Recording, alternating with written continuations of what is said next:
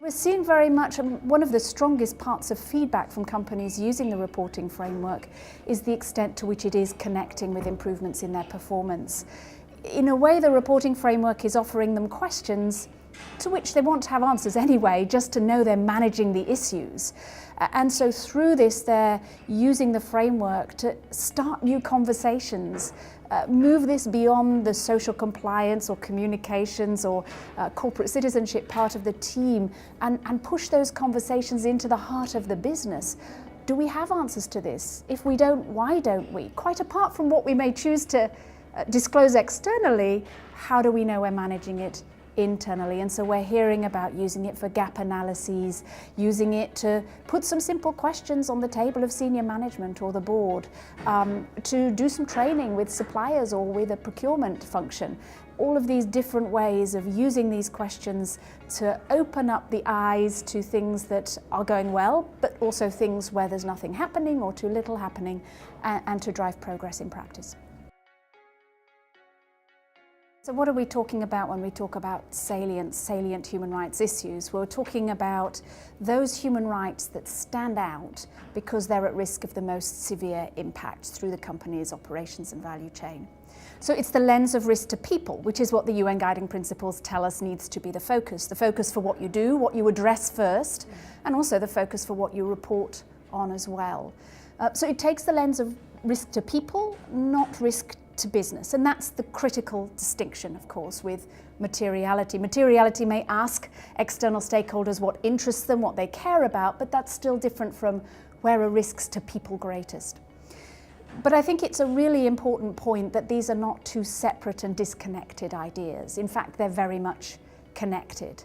What we see again and again is that where the risks to people are greatest, you have the same set of issues where there's risk to the business, at least in the medium to long term. So there's a strong convergence. And in practice, when we look at many materiality processes, when they start from the lens of risk to business, they actually miss the critical issues. For example, if you think about the very common approach of saying, well, the greatest risk to business in the supply chain probably sits with our strategic suppliers. Let's start there. It's 80% of our sourcing. We'll put our resources into our engagements with them.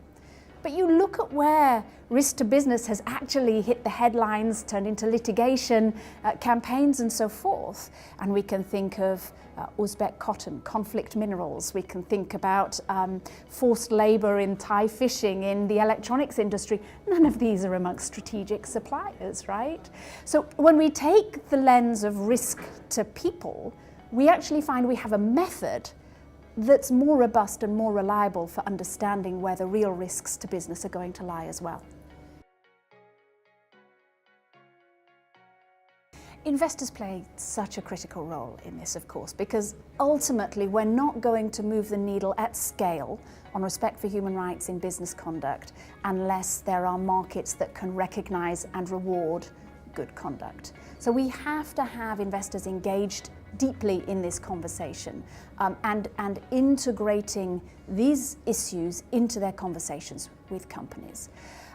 What we see at the moment is that for many mainstream investors, they'll say quite honestly and openly, well, we don't really know what questions to ask. It's not necessarily we don't think this matters. We don't quite know what to ask. And therefore, whether it's a quarterly call or it's an AGM, it tends not to make it on the agenda. What the reporting framework does in many ways is give some pretty smart questions to be asking, right? So it's a good starting point. We then have a whole host of investors, including those that are socially responsible investors who are much more in the weeds of these issues, but nevertheless perhaps lack simply the time, right? The number of hours in the day to really look in depth at what a company is saying and differentiate where the strengths and weaknesses are and see what the key issues that they'd want to target in their engagement with that company lie.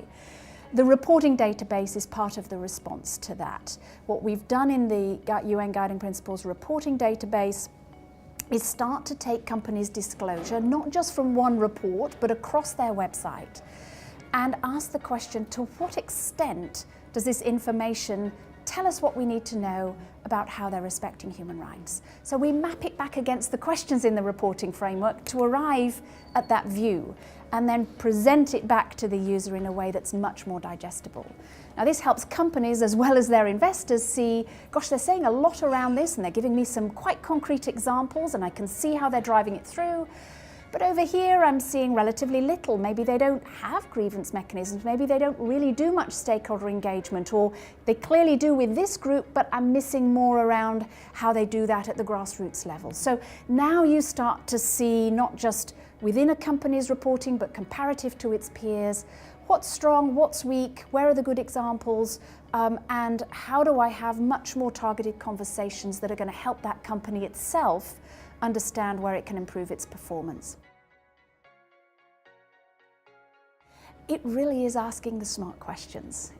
Literally, never mind disclosure, never mind all of the external facing stuff at this point. Take these questions, you can sit down and say, would we have an answer to that? What would the answer be? And if you're struggling to find an answer or struggling to find one that satisfies you, then you've got an interesting place to start to dig and talk with your colleagues.